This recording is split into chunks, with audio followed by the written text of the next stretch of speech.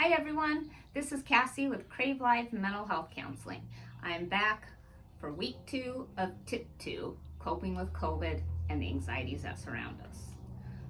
We're all experiencing a higher level of stressors and anxiety based on what's going on in our world today.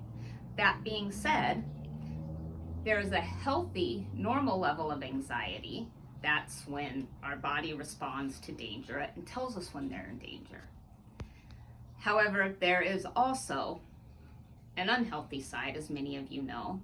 1 out of 4 people have been diagnosed with an anxiety disorder. Over 40 million of the people in the US alone struggle with anxiety, and they're not able to get the treatment and the help they need to effectively and successfully calm themselves down.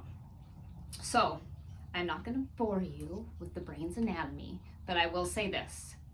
It's important to know that anxiety starts up here.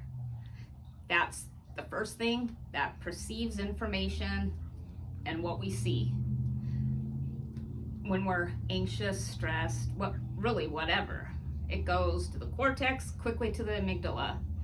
That's where we experience feelings.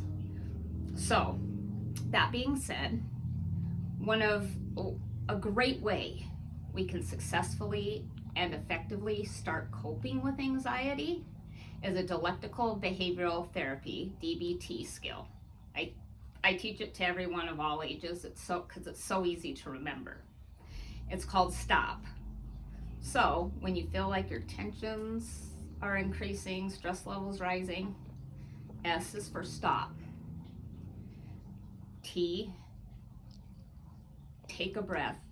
Take 2 of them. Inhale deeply, exhale slowly.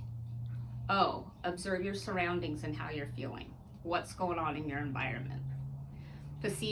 P is proceed with caution, and this one's really important because when you get to P, the road breaks off into 2 pathways. You can either respond rationally and logically, or react emotionally and impulsively. Now, all of us know reacting emotionally happens often. That's normal. Sometimes we don't give our brain time to process everything we're taking in. However, if we give ourselves a few seconds, if we just stop and take some breaths, 90% of the time, we would be able to respond logically and rationally. It gives our brain enough time to make a choice. So, S, stop what you're doing. T, take a few breaths. O, observe your surroundings. P, proceed with caution. And then I always say, praise yourself for doing so. I can't stress enough how important it is to practice on a daily basis, even if you're having a great day.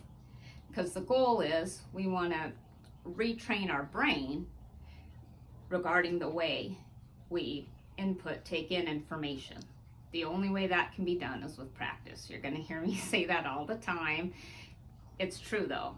You have to ask yourself, how much do I want it? How much do I want to overcome my fears? They say fear has 2 meanings. Forget everything and run, or face everything and rise. And the choice is yours. We don't always feel like the choice is ours. So many things in our life are out of our control. What is in our control is how we choose to respond to any given situation. And that's important to remember. The breathing, deep breathing, is also very important to remember because it slows our system down. It calms it down. That's why you hear a lot of times the recommendation is, well, are you doing deep breathing? Do you know how to? I don't expect people to stop what they're doing in the grocery store if their anxiety's raising and plop down in a yoga pose, start deep breathing. That's not what I'm saying. But just stopping for a moment, breathing, observing, especially observe how you're feeling, and then proceed. That gives your brain a break as well as your body. So I think that's really important to remember. And this week, your COVID challenge or coping with COVID and anxiety challenge, practice the STOP skill. And you won't need to memorize or remember any of this because it will be on our website. So, good luck, stay happy and healthy.